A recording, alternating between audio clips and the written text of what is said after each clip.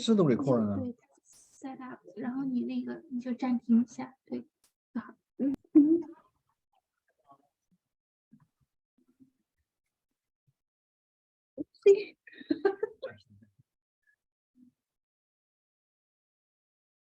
，Okay, there we go. Yeah. All right. Good evening, everyone. Welcome to our Kappa Nova events. I know we are going to have more people trickle in, and before we gave the stage to our speaker tonight, I just want to do a quick introduction about Kappa Nova. Kappa Nova stands for Chinese American Parents Association for Northern Virginia.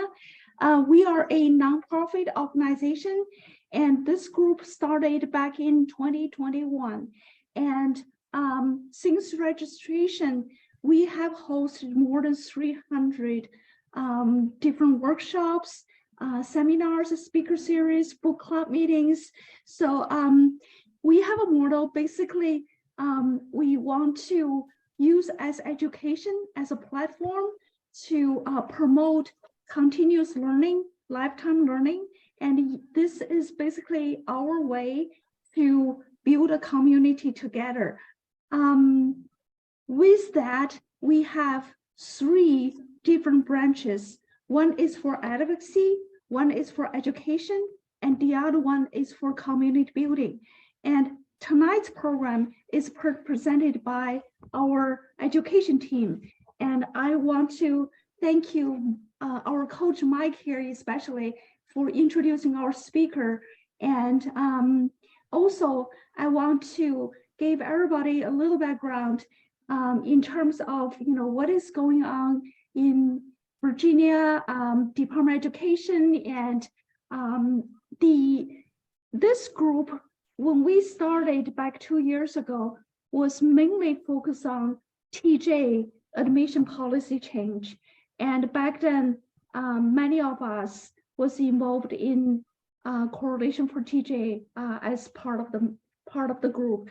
And we have been paying a lot of attention to what is the trending and what is the school board doing. And also we were very excited when Governor Youngkin took over the office and tried to bring the power back to the parents. However, we also know there are quite a bit battles in that particular arena.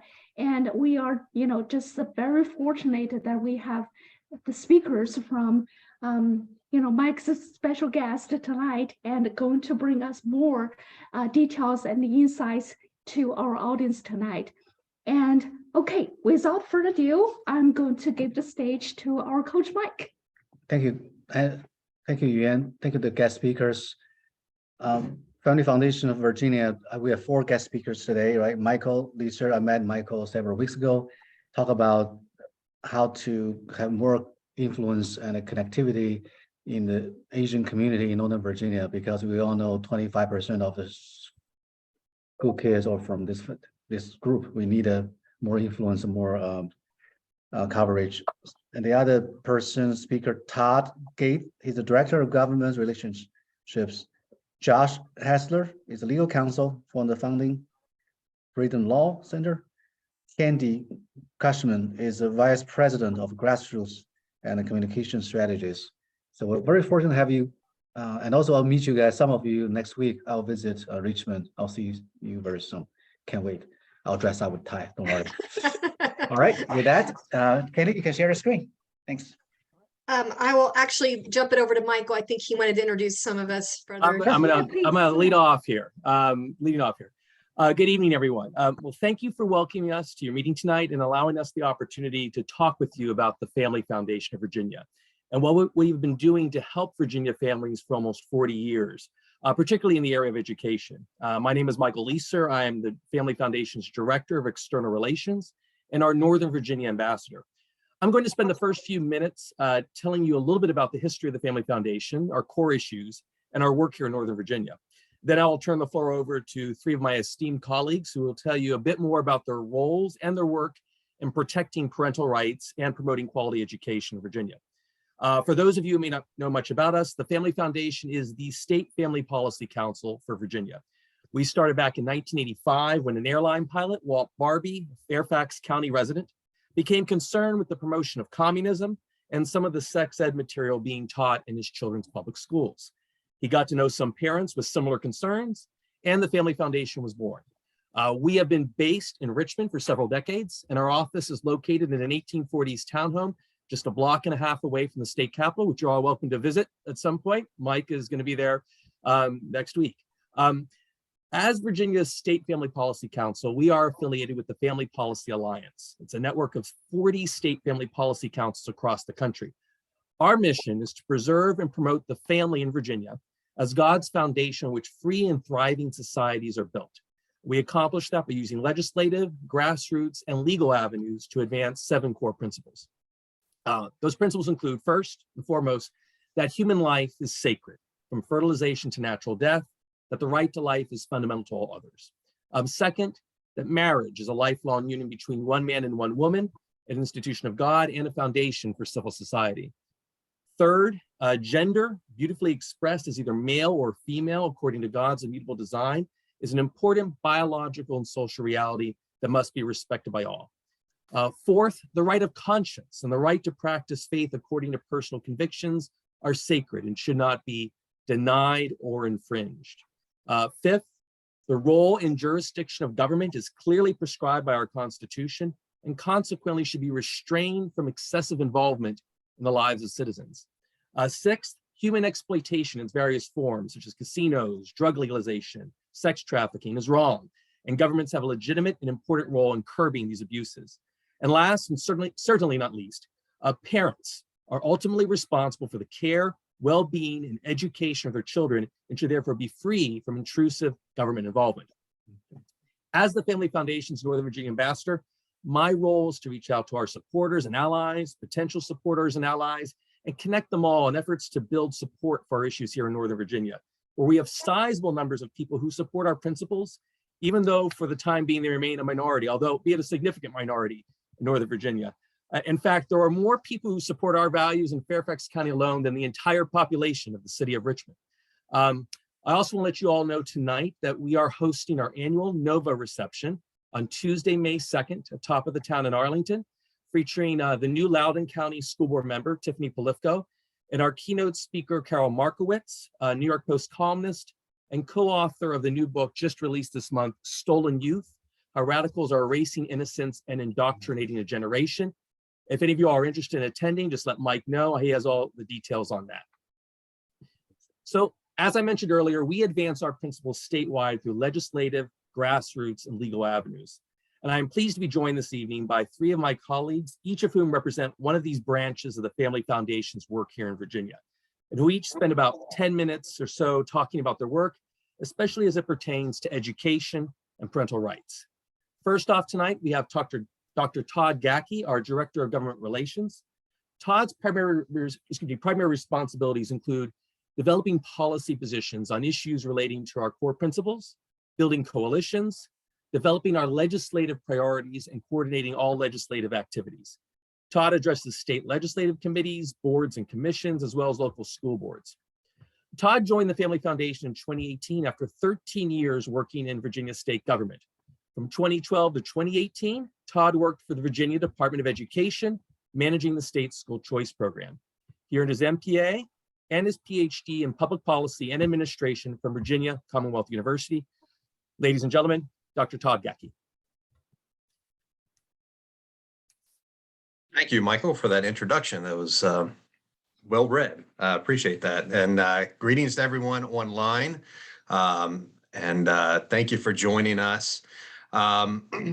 So I'm going to talk tonight about keeping it in the context of education and parental rights, because they both go hand in hand. And I kind of want to present sort of the context in which we find ourselves here in Virginia. For the past couple of years, we have been working very hard to influence local school boards, as well as the legislature, when it comes to issues related to what is being taught in schools. As you're quite aware of what has happened, since the pandemic started, a lot of the students were at home and they were doing online learning, and our family was the exact same way. We went through this. And it was an eye opener for many families. They began to see how classrooms were being conducted, how teachers were starting to teach certain subjects. We started to see what certain materials were being mentioned in the classroom. And so you really had this kind of the veil was sort of lifted, and all of our concerns about what was happening in the public school system was kind of brought to light during this time. And so at the same time, we also had an administration that had put in place some policies that really challenged what parents were teaching at home, the values that they were learning at home.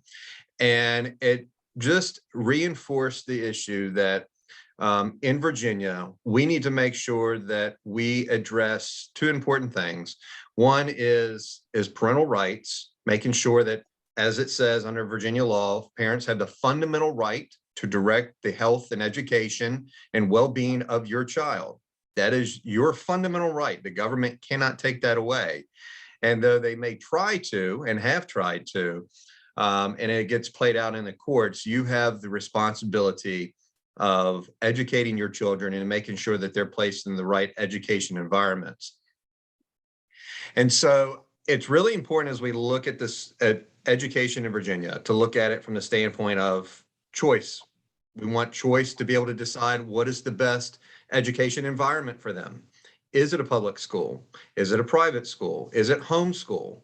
And then also within the education system, there should be choice. There should be the opportunities to opt your child out of lessons that deeply undermine what you're teaching at home, to make sure that they're not being taught very graphic materials, sexually explicit materials.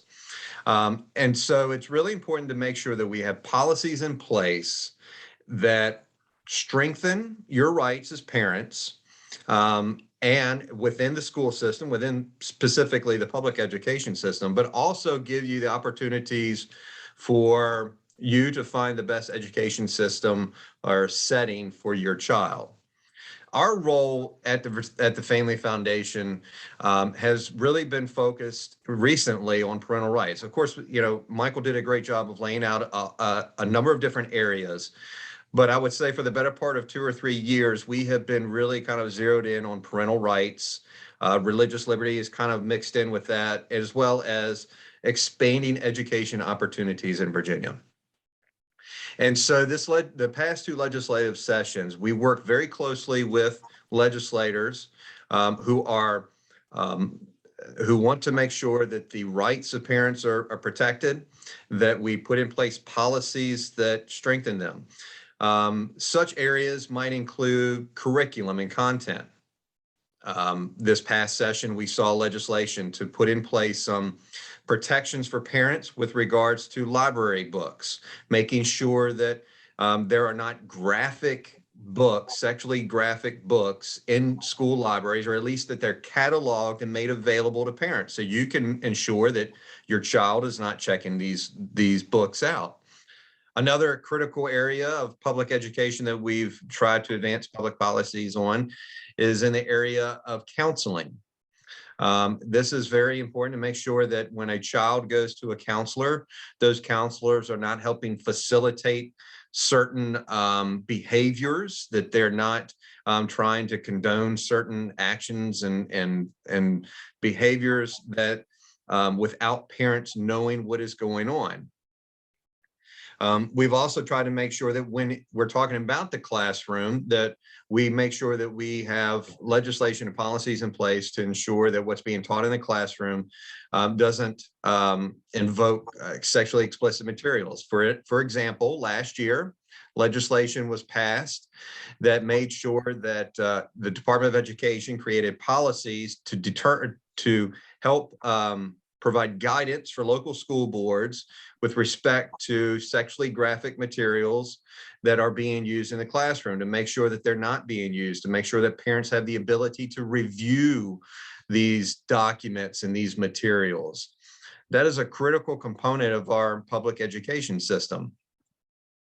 And so at the same time, while we're trying to put in place these policies that protect parents within the public school system, we want to make sure that we also create or try and advance policies that will expand opportunities for families in Virginia to find a school that best meets their child's needs. In many cases, the public school system just cannot satisfy the academic requirements or needs of those children. Currently in Virginia, we have a program. It's referred to as the Education Improvement Scholarship Tax Credit Program. This is Virginia's standalone sort of school choice, if you want to use that term, program that is out there. It allows for donations to be made to an approved scholarship foundation, which then in turn use those funds to provide scholarships to a private school for low-income families. And Can you Yeah. repeat that foundation's name? The program is called the Education Improvement Scholarship Tax Credit Program. Okay. And I actually was able to manage this program before joining the Family Foundation for about 4 or 5 years, getting it off the ground. I actually worked at the Department of Taxation and did all the financial impact statements, and then managed this program. And this is a really critical program because what it does is it allows low-income families to be able to take their child out of an underperforming public school and give them the chance to go to a private school of their choice. But it's a very narrow program. And so if you kind of read about what's happening around the nation, there's been, and we're quite envious of some of these states like Iowa and Florida. Florida just today passed a comprehensive universal school choice program. You're seeing it in Arkansas. A number of states are passing what's referred to as education savings accounts, ESAs. These programs essentially take what would be used for the state amount designated for a child and put it into a private account and allow those parents to use those funds to send their child to a private school or maybe for after school tutoring. We have not gotten that passed in Virginia. We're working very hard to get that passed. That is sort of the kind of the gold standard, if you will, within the public school choice kind of movement. And so we believe that this is where we really need to make sure we go. If we want to give parents the opportunity to make sure that their children are not learning things at school that undermine what you're teaching at home, to make sure that they're not being indoctrinated with very sexually explicit materials, concepts that really, challenge the philosophies that you're teaching at home. The true way to really strengthen parental rights, to give your child the best chance to succeed, is through school choice programs. And so that is an effort by the Family Foundation that we're working very hard. It's twofold. One, we want to expand the Education Improvement Scholarship Tax Credit Program, make it available to more families, and then also pass a education savings account program. That's what we're part of a larger coalition of groups working on that. And we had legislation this year to try and do that. So I'll just kind of finish by saying that, the areas that we operate within is in the legislature. And currently we have a House where there's 52 Republicans, 48 Democrats. And then in the Senate, you have it flipped so that there is actually 22 Democrats and 18 Republicans.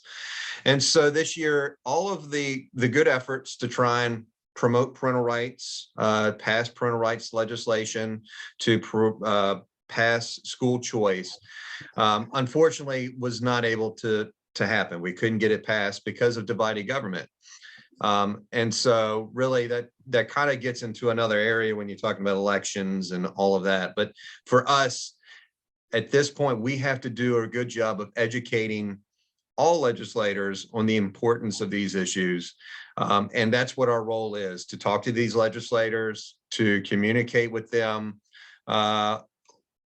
for example, the NAEP scores came out. You've probably heard about that, where math and reading and all of those benchmarks during the, from 2019 through 2021 dramatically fell. And it is a it's a testament to what is going on in our public school system, and the lack of focus on the critical areas in which we need our children to succeed in, to be successful in their life. And we believe that we can improve both the public school system, and we believe that we can also improve and give opportunities in the areas of school choice. Rising tide lifts all boats, and we think that everyone would be better off if we can do that and create competition. So that's our focus in this area, but we definitely see education and parental rights deeply intertwined. And so we're doing our best to try and advance policies that protect parental rights and school choice. So I won't, I can give more specifics, but if that's a good start, we can always come back and you can ask questions. Thank you, Todd. Sorry, go ahead, Mike. Todd, I just want to say thank you so much. And, I am so glad that, we don't know about this.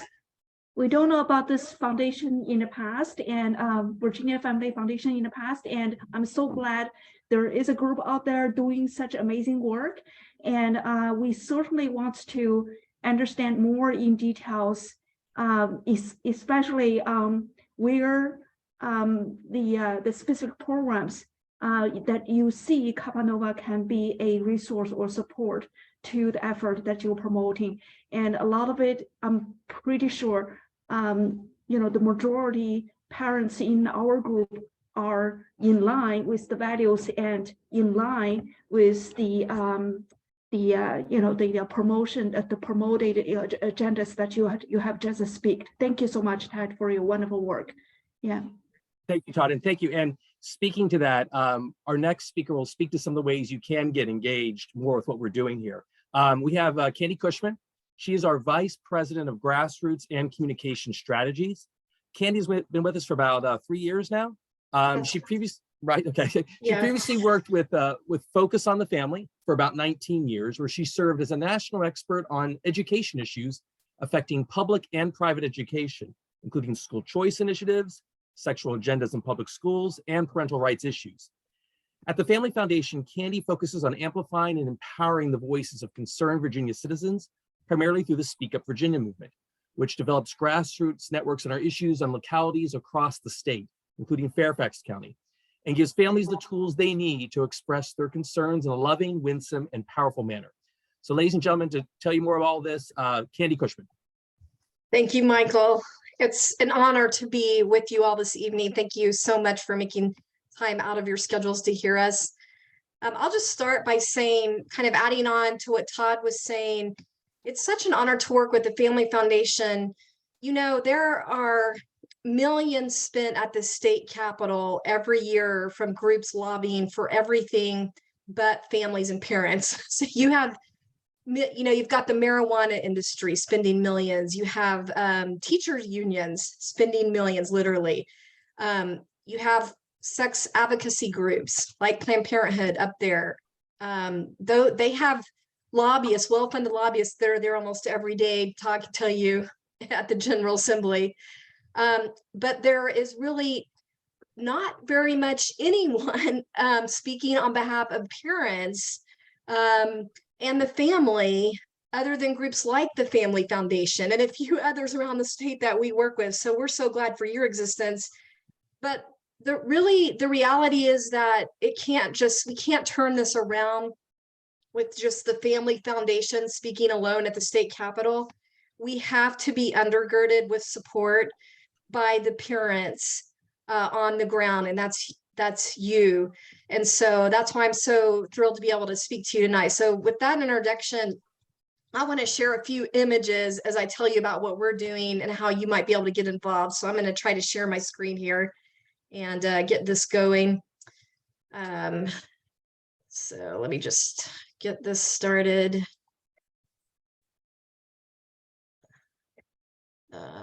Okay, all right, there we go. Hopefully everyone can see this. Give me a Yes. thumb. Yes, okay. Yes.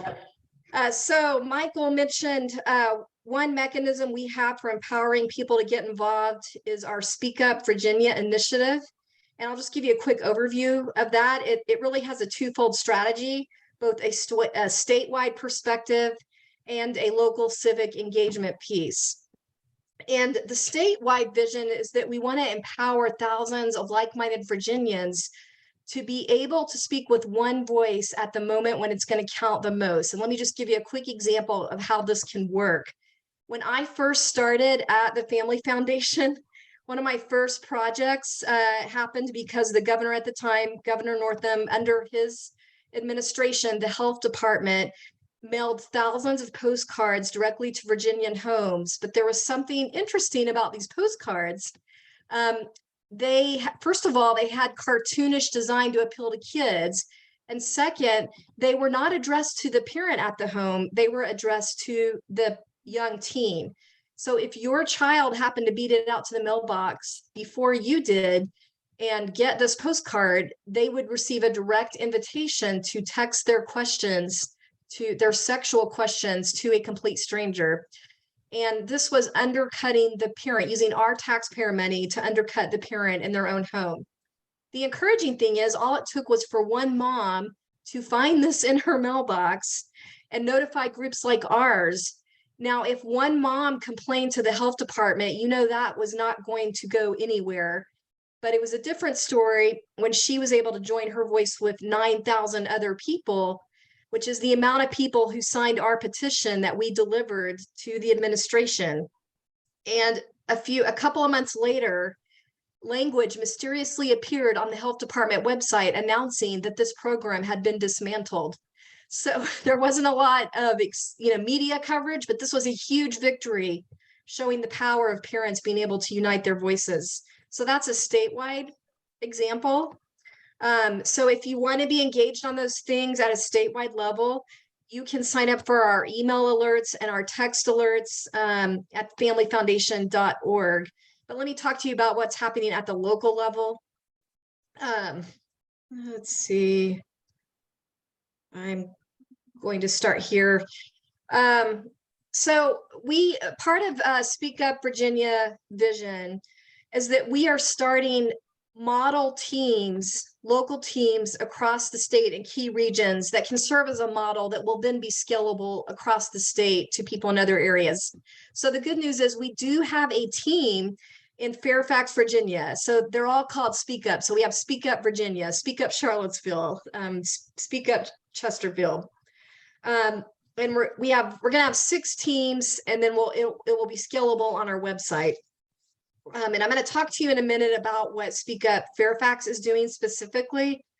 But I just wanted to give you another example of the kind of tools that Family Foundation can provide that may help you. And one of those resources is called Protect Every Kid.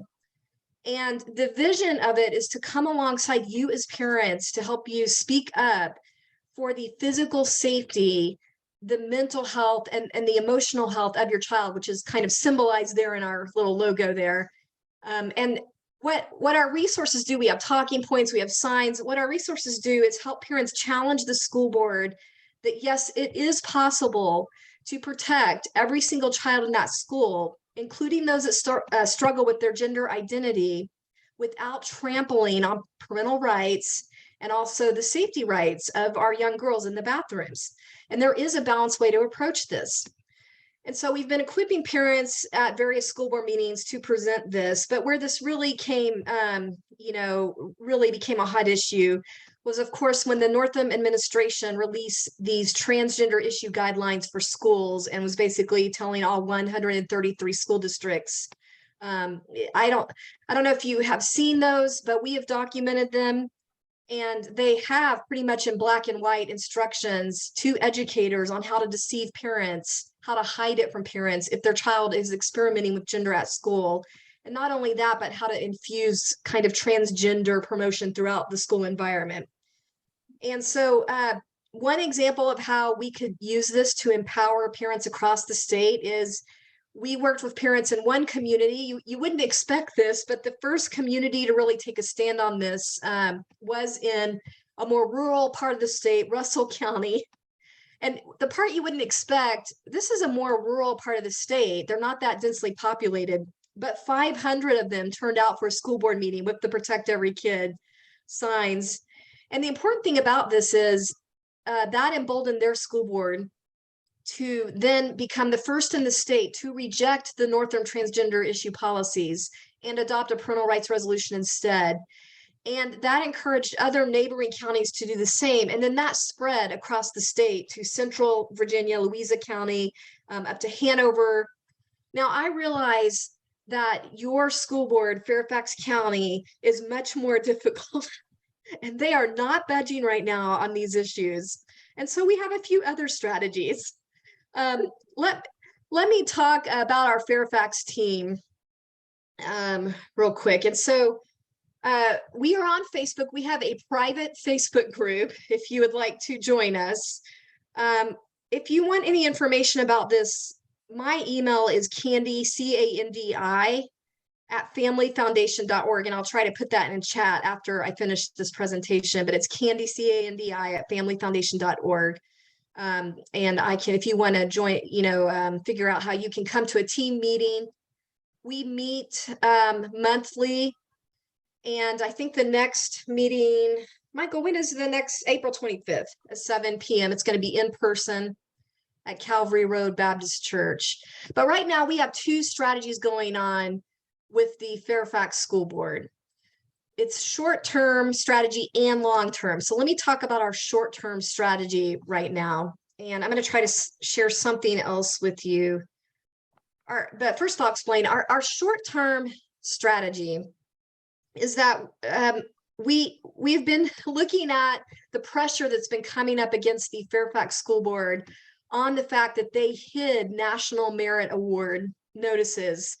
17 or 18 schools.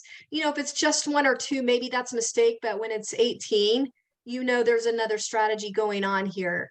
And this is another example of hiding something else from parents. But we feel like if we could really put the pressure on, this may be a point of vulnerability, at least to try to get a foothold in with the school board where, because they've been in CNN for this, they've been in all the major news. And so we would like to jump on this opportunity. So our policy team, which is Todd and Josh, who you hear from in a moment, have developed a resolution that our team will be getting out there to the public in the community. And I'm going to share that real quick. So bear with me as I share another document. Just figure this out. So we are going to be unveiling this resolution. We want to involve a lot of parents. So we are framing it in the broader term of transparency, the school transparency to parents and parental rights.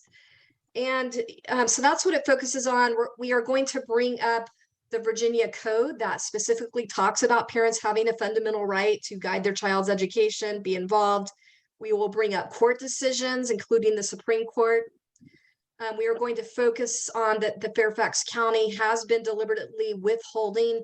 We're asking them to have a policy that says they will not deliberately withhold from parents information about awards, scholarship eligibility, and admission to institutions of higher education, which undermines parents' ability to be involved in their child's education and help their children excel. And we decided, we thought about whether this should be broader with a parent being involved in progress reports and achievement, but we thought the vulnerability right now is really on this specific issue. So we wanted to focus more narrowly on this issue. And also, we thought if we made it too broad, the Fairfax School Board is very adept at finding loopholes for why they don't have to do things. So the more specific we can make it, we feel there is less wiggle room there.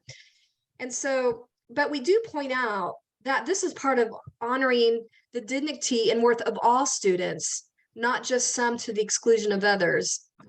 And we do also mention that you should not intentionally withhold any information from parents, including progress reports. So we do have wording in there that addresses that parents should be able to understand what their students' academic progress is on a day-to-day basis. So in a couple of days, we're going to be unveiling a website that will allow you to sign a petition supporting this. And then our Speak Up Fairfax team plans to deliver this to the school board on, I think it's April 27th, if I'm remembering correctly, is when the school board would be meeting, that we would have enough time to gather this. And so we are strategizing right now on how best to hold their feet to the fire on this issue.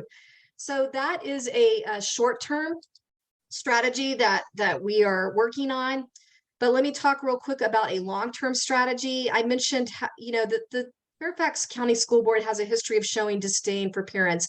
I've been at the meetings with parents and I've seen how it was clear they did not feel that they had to answer to them. So we need to make it more difficult for them to ignore parents in that fashion. And our team feels that that can best be done by strengthening alliances among parents of diverse groups in the community that share these concerns.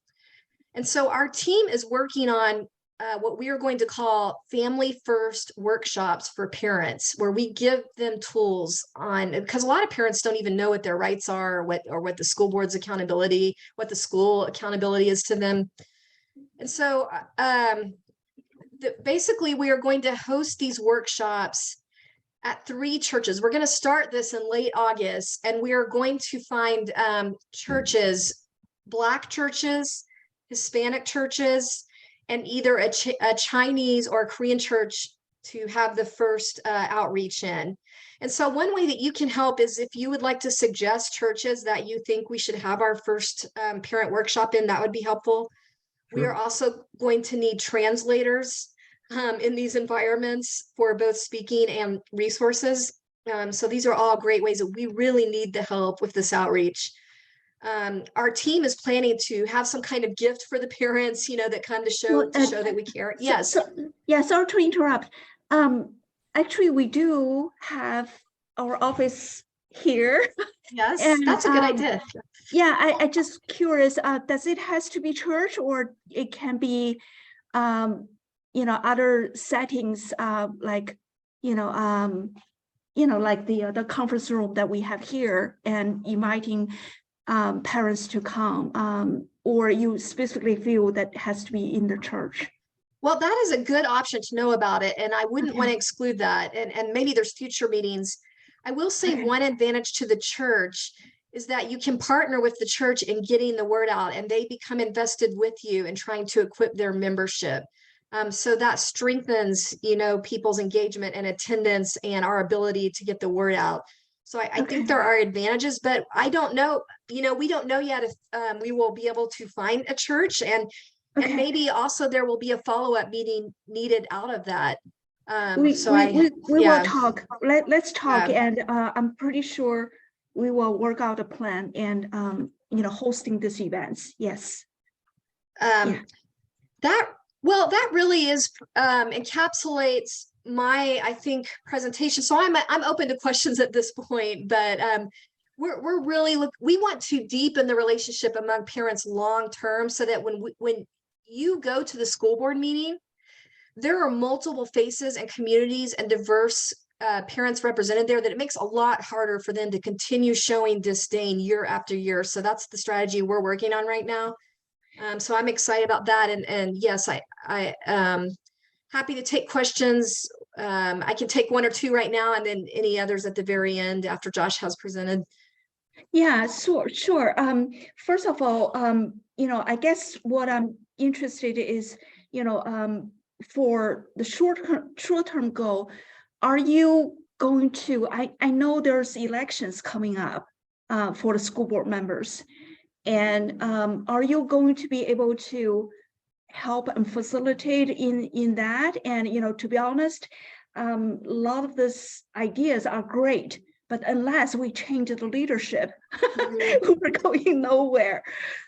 So, I don't know if, strategy-wise, are there any thoughts on, in terms of how are we going to get the community involved and focus on, get rid of some of the bad school board members, that are not going to change their mind?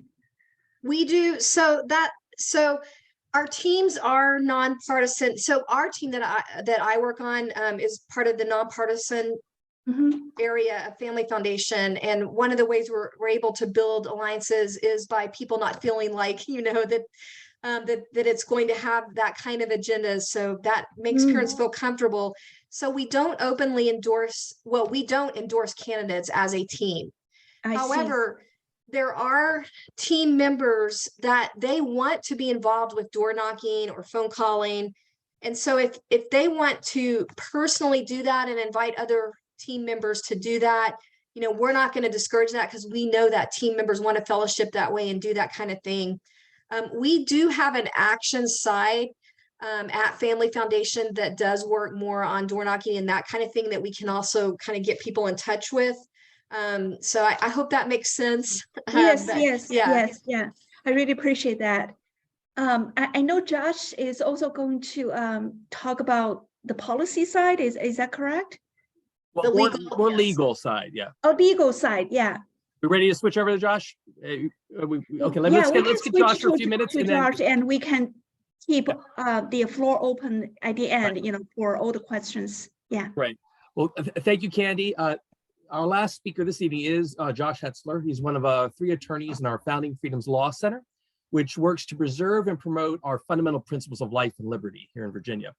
The Family Foundation is one of only 3 state family policy councils with its own law center.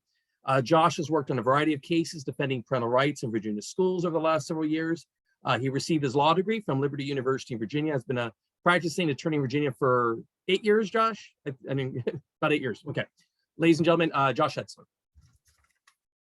Well, it's good to be with you all tonight. I'm so excited about what's happening with our law center, which has been around now since July of 2020. And we're continuing to grow. Many new people are reaching out to us every day for legal help.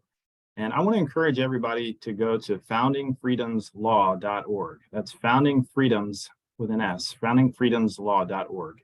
And on there, you can see some of the things we do, and you can also reach out to us. And we help Virginians on the issues that the Family Foundation cares about: parental rights, free speech, free exercise of religion, at no charge. And so I want you all to know that if you're going through something where your constitutional rights are being infringed, you yourself or somebody, feel free to reach out to us and we can help guide you through that. I want to give you, a couple of examples of things we've done recently that are in Northern Virginia. 2 lawsuits in Loudoun we just won in the past several months. Both involved the situation with the Loudoun School Board, where, if you remember, about a year and a half ago, some 600 parents were kicked out of the auditorium and locked out of the room. A lot of things happened, and so one of the things we did was we represented John Tigas, who was arrested at that meeting, for not leaving the room. We felt that he had a right of free speech and free association. He had a legal right to be in that room, and the superintendent gave a lawless order. So we defended him against a criminal trespassing violation, and we got a not guilty verdict. We were very much involved in the Loudoun school board situation, as well as Fairfax, and have been for many years now. We also decided that we were going to sue Loudoun County School Board for violating the open meetings laws, for kicking parents out in the way that they did.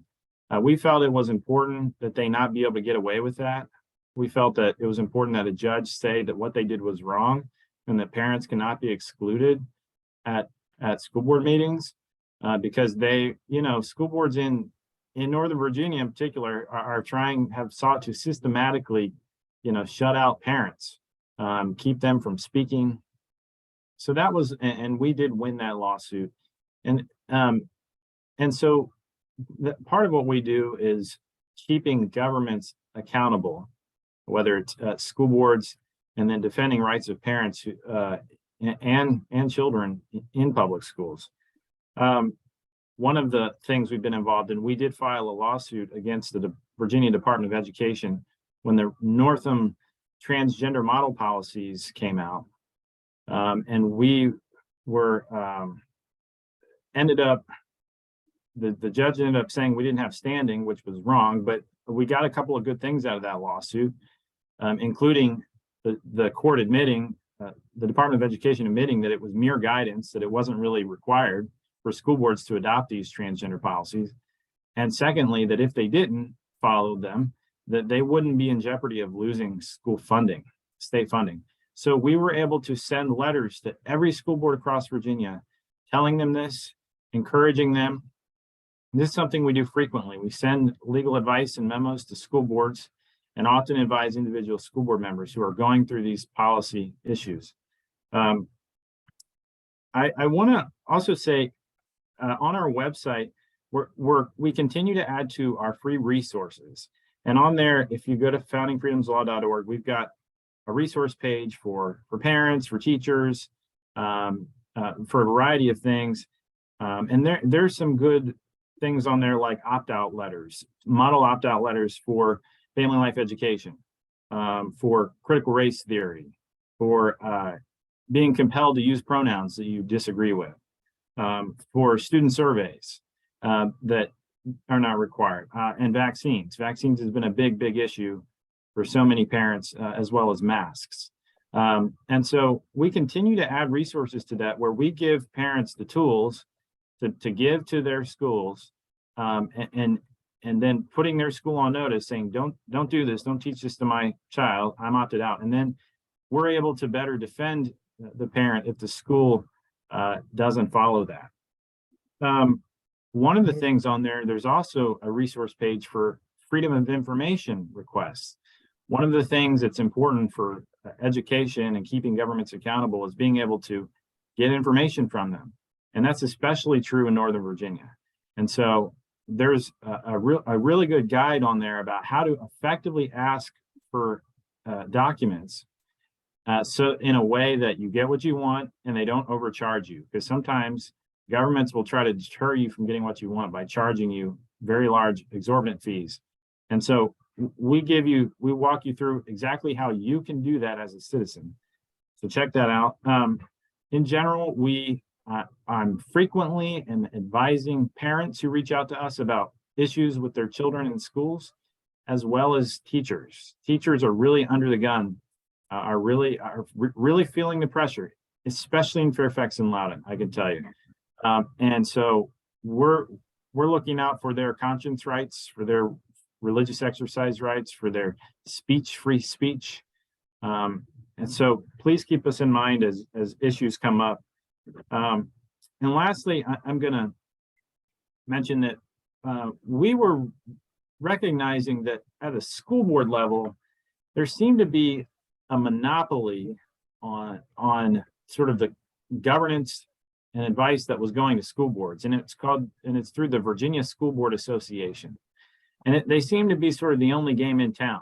And school boards, and they've become very woke, we'll say, pushing a lot of critical race theory and a lot of the things that have been causing turmoil in schools. And the school board members, not knowing any better in many cases, just said, oh, you got to pass these policies. So they would pass them. And we realized that there needed to be an alternative organization that offered training, legal advice, resources to school board members, and not as a partisan thing, but by contrast, it's certainly much more conservative, but it's not really advertised as a conservative organization. It's just a common sense organization. People who care about common sense, American values, parental rights, and so it's really growing, and it's called the School Board Member Association. And we got involved and helped launch this, created the legal structure. And now if you go to mysbma.org, mysbma.org, you can find out more about that, so that your school board member can find out about it, become a member, and we give legal advice through that. So I would say that's a sampling of some of the things we do. So we get involved in litigation, we give free legal advice, we provide resources that are helpful to parents and teachers on our website, as well as other types of issues. So I just encourage you, again, foundingfreedomslaw.org, and we'd love to speak with you about anything related to the topics we do. Again, we don't charge, and I'm happy to speak to anyone. Josh, thank you so much. And you know, I just feel like this is such an eye-opening seminar tonight. And your team, Michael, you know, again, this is amazing. You have Todd, who have worked on the resources, creating programs, you know, supporting parent choice. You have Candy, who are trying to work collaboratively from different parties. And then you have Josh, who is here working as a warrior, protecting parents. And, this is an amazing combination team that you have. And I don't know where to start. And, Josh, if involved in Loudoun County issue, you probably know Xiwang Li, who has been on Fox News and spoke openly about, against the vote happening in Loudoun County. Xiwang Li actually is a good friend of mine. And,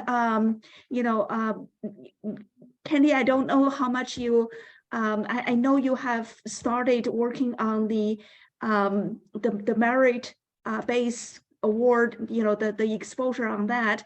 And as a matter of fact, Asra was the parents who exposed this to the news, and she was one of the founder for Coalition for TJ, and I am one of the member as well. And actually, we were the very few 3-2 started the organization back in 2020.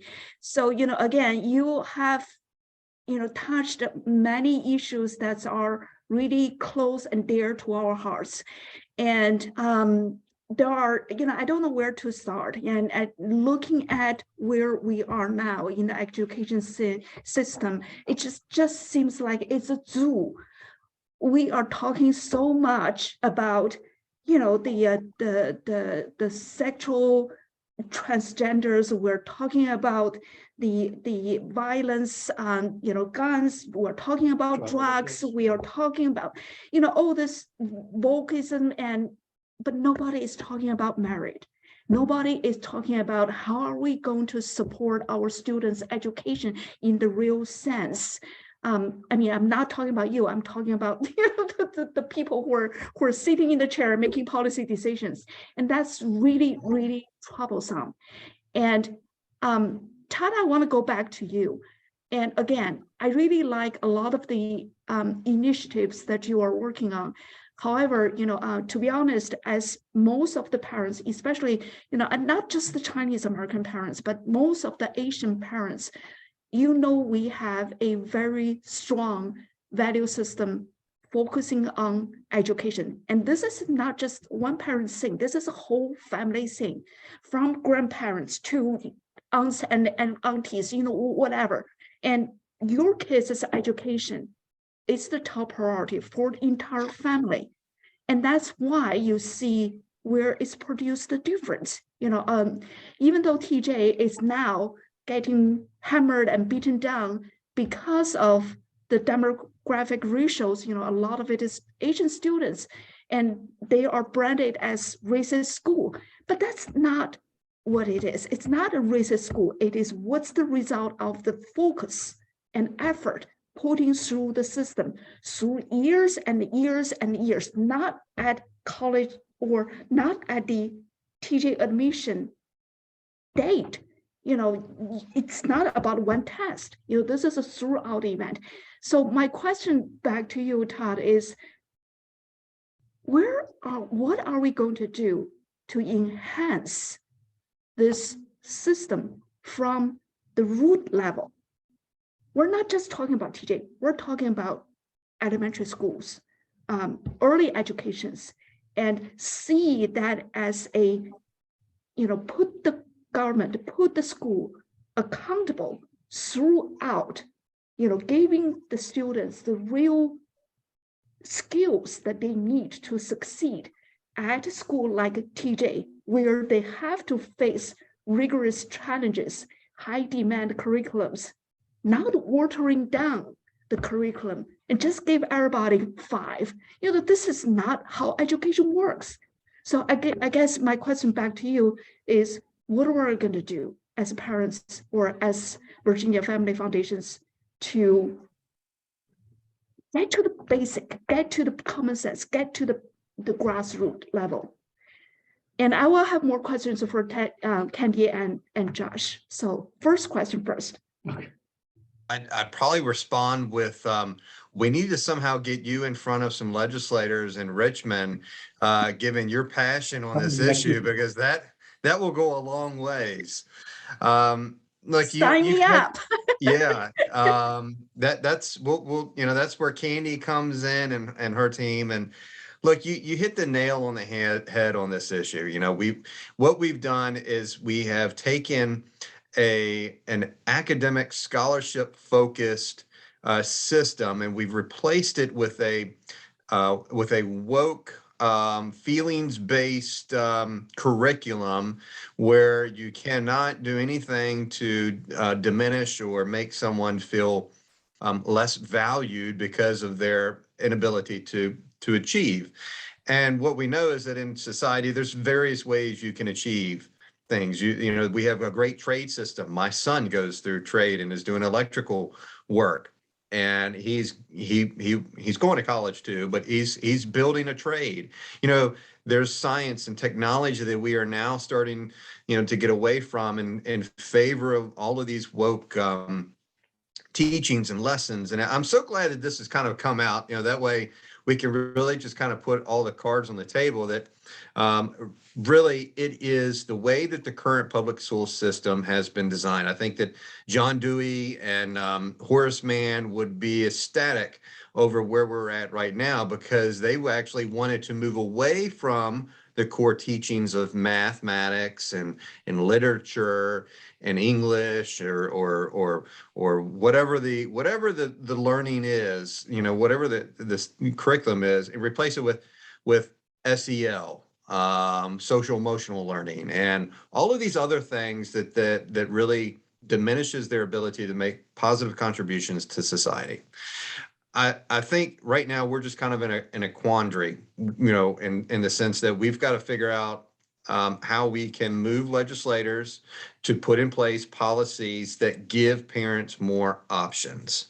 If you give parents more options of where they can take their child and put them into school, where they can maybe be in a math and science and engineering focused school, or maybe it's something that's more kind of focused on the liberal arts, whatever it is, give the parents the power.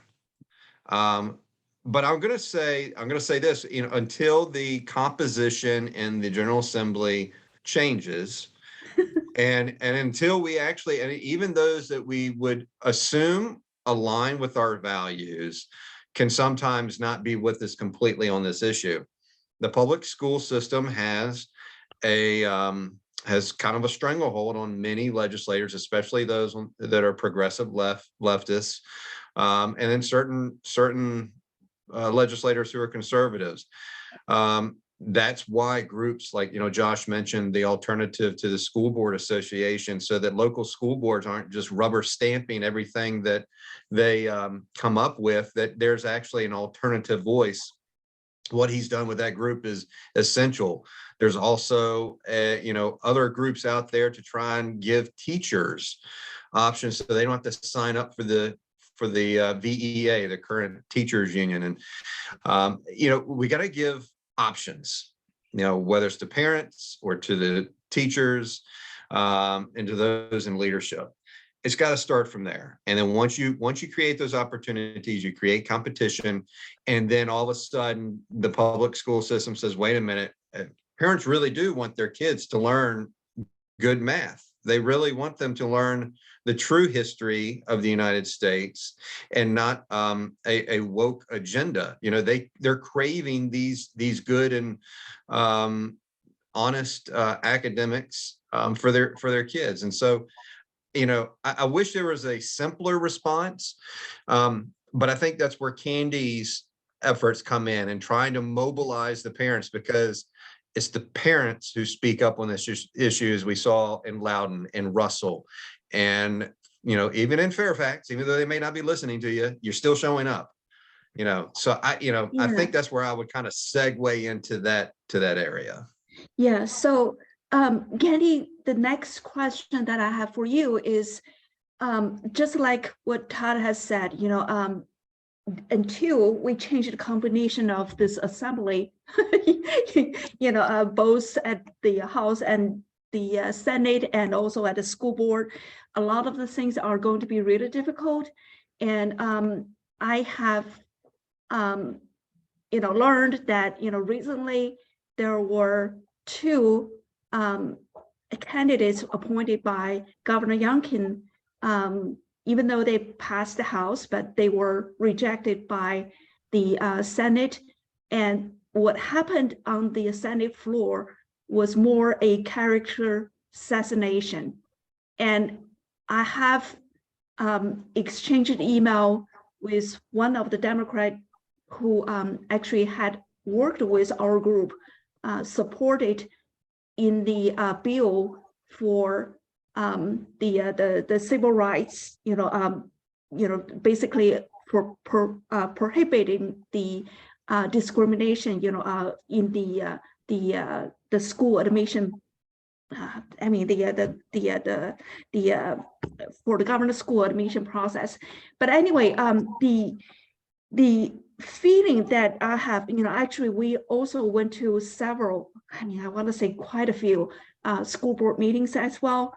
And we did a similar thing that like what you show in the slide, hold up posters, really speaking in front of the microphones. And however, it just seems like there was such a gigantic government machine that's basically parents like us, they're just don't really have much power to alternate what is going on in the reality right now. School board like the Fairfax County, and also the way the system, the bureaucracy that sets up.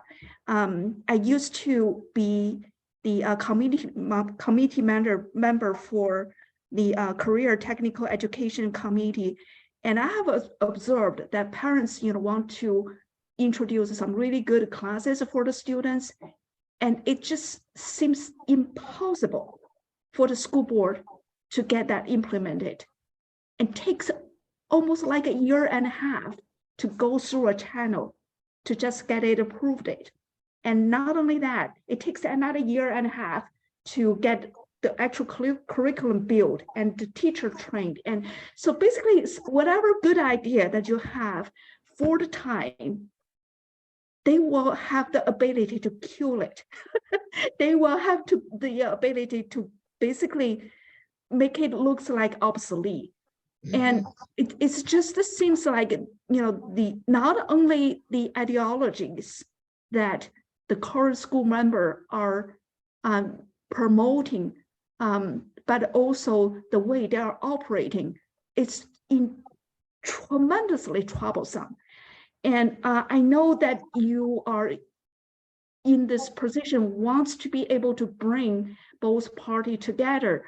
But however, again, I'm trying to figure out, where and what that, in terms of, changing this dynamic, parents like ourselves that can involve. I feel like we need to come back to the grassroots. And by saying that, I really like the program that you have mentioned, Family First Workshop.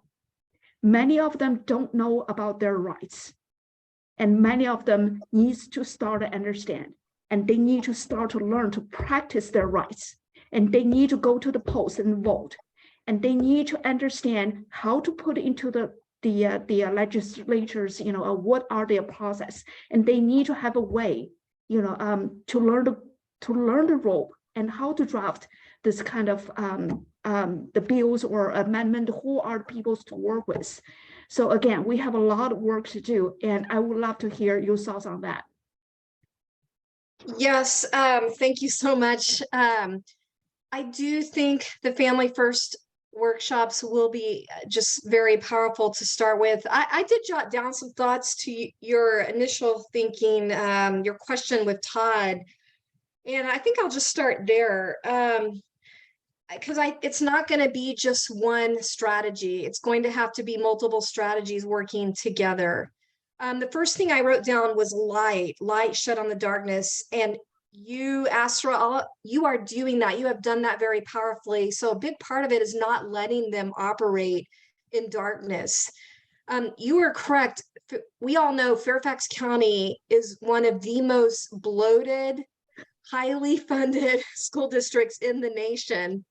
That's where I was saying, when I went to the school district, when I went to the school board meeting with the parents and I saw how many school board members there were, I did feel like I was at a big United Nations meeting or something. Yeah. It was incredible. And therefore they have taken that for granted. And they have become, that they feel that they don't have to be accountable because they feel secure in their funding, in their bureaucracy for years. But there's a vulnerability there where they have gotten overconfident. They will overplay their hand. And we have to be persistent to not let them operate in darkness so that we can be there to raise our voices when they do make the mistakes that they will make, that comes from pride and getting used to operating in secrecy. And we saw that happen in Loudoun County. They were so disdainful of those parents, and even mocking the dad that was arrested. But now look how the tables have turned, and it has come out that they violated the law in not responding to that sexual assault case multiple times, and really in many cases lying. And so I think sometimes we just have to be willing to play the long game and work on many different fronts. So the first front is bringing light to darkness through what you are doing, very important things with Thomas Jefferson, the Merit Awards, the Freedom of Information Acts, just being at the school board meetings, even though that is a pain and it feels like they're not listening at all. They still know that someone's watching them. And you are there to see what's happening. I also feel like it is going to be a combination of policy combined with parents on the ground. You can't do one apart from the other. So it is going to take the policy that people like Todd and Josh are doing. Todd's working at the state capitol level. The Senate, there were several good parental rights bills this year that made it through the House. Every single one of them died. I don't know, what was it, a 7 to 9 member committee talking, correct me on that. And the Senate Education and Health Committee. It's all about the party line. I think it's like 9 to 6. Yeah. 9-6. Yeah. Yeah. Well, I meant how many members are on that committee. I couldn't remember, but it's like 9 people, or 10 people. 15. Total Yeah, of 15. okay. Yeah. So there needs to be the policies developed, but then on the ground, there needs to be the parents to go to the state capitol and advocate. But then we have to be persistent to educate people.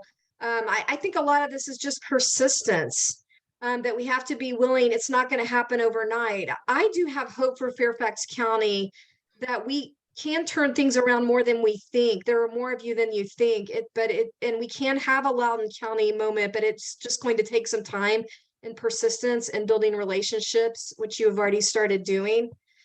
So I see that combination of policy, parent engagement, shedding the light on things. It's going to take persistence. And then what Todd said, alternatives, giving parents alternatives so that they start feeling the heat of competition. And maybe it's worth talking a little bit more in another meeting about how best to bring competition to Fairfax, because it's a little bit different than some other areas. But I think that's worth a conversation.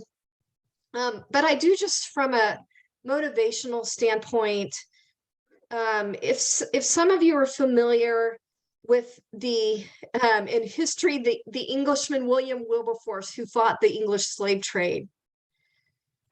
He had both policy and grassroots. The grassroots, they had abolitionist societies that passed out information, did demonstrations of what the slaves actually experienced. And then he did petitions at the policy level. They had clubs that got a significant percentage of the population. That they didn't make movement in the government area until they had a significant percentage of the population involved. I hate to say this, but it was a 30-year effort, William Wilberforce, to end the slave trade. Yeah.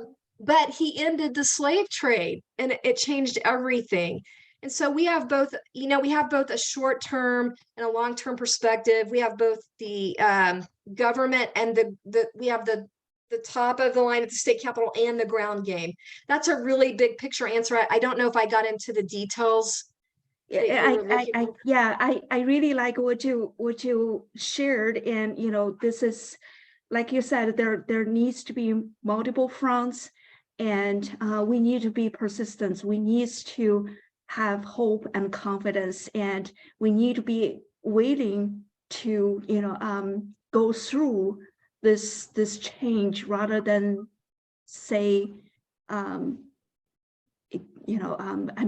like I agree with you, that we have to find a way. This is not about the same dirty tricks, the certain party has played, but this is more about education, unity, and prosperity in the end. That's where we have to focus on. And Josh, I'm going to save this last question for you. I know we are over our the meeting time already, but I still want to share with you some of the concerns from our particular community. As you know, since pandemic, the Asian community, especially the Chinese American community, have feeling the heat from both, China virus, China initiative, Asian hate, and a lot of the most brutal violence that has committed in this country in the past couple of years are towards Asian, especially the Chinese Americans. And it has been a really, really sad trend. And the other thing is, we also know our students are worried as well. And in a recent meeting that we had with Mayor, the Attorney General, what's his name? Jason Harris. Yeah, Jason Mayer. Yeah. And again, we had a students stand up and explain what they have encountered in the school. And this kind of thing never happened before, and it is just until recently has become really alarming. And I want to hear from you if parents had not just the education worries, but also this kind of hatred or this, things like such, and are they do they should contact you or reaching out to you for legal service and consulting, or how does it work? Or your group only specifically focusing on school board related issues, or we just want to hear what else you cover for your service? Well, anytime you think your constitutional rights have been violated, especially when, constitutional rights typically involve government action. So if the government is infringing upon your free speech or religious exercise, your parental rights, your freedom of association, or your due process of law, to name a few, that's something that we would be interested in hearing about and trying to help you. We've recently got involved in a lot of situations involving private discrimination. It's not necessarily from the government, but people are getting fired from their jobs for a variety of reasons. And so we now help a lot of people in employment discrimination situations. In terms of, you know, the Chinese Americans and Asians being discriminated against because of COVID, I hope that's just an anomaly. I mean, it seems just like an totally irrational phenomenon. I don't know that I can comment on that, although I've certainly been hearing about it. Hopefully that's going to be a thing of the past. But what we really do is try to help people with their fundamental constitutional rights.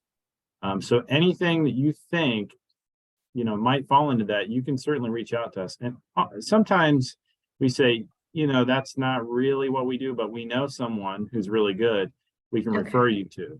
And so we can one way or another, we will find a way to help you get to where you need to go. And that may include, you know, we have good relationships with our elected officials in Richmond. And so if it's an issue of needing to raise awareness, we can put you in touch with the right people who can do something about it. That sounds great. That sounds great. Listen, I don't want to take up too much of your time. You know, we are almost 10 already. And, you know, again, I want to say thank you so much for all the speakers. This is amazing seminar. And again, I want you to see Kappa Nova as your partner. And even though we have, you know, only 2 years of history, but I want to let you know our group right now is considered perhaps most active community group in the local area. Like I introduced at the opening, we have already hosted more than 300 some seminars sessions, you know, over the past 2 years.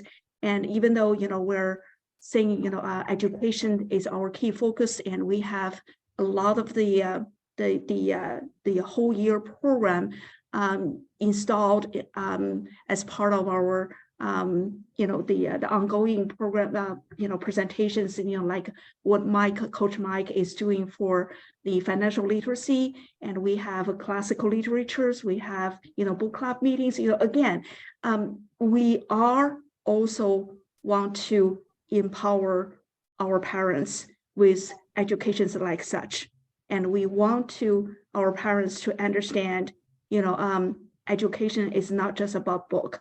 Education means real life, and they have to understand what the policy has certain impact on them and what they can do to influence the policy change and what they can do to support a group like yourself.